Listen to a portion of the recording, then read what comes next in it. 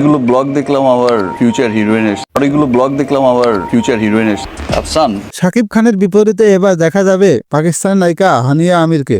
Hi Bangladesh, it's Hania.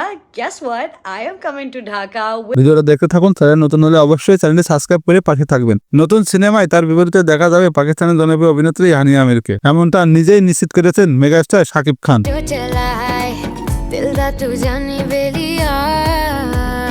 সম্প্রতি content creator Rafsan দা ছোট ভাইয়ের এক ভিডিওতে এমন কথা জানিয়েছে শাকিব খান, তার নিজের মুখেই বলেছে।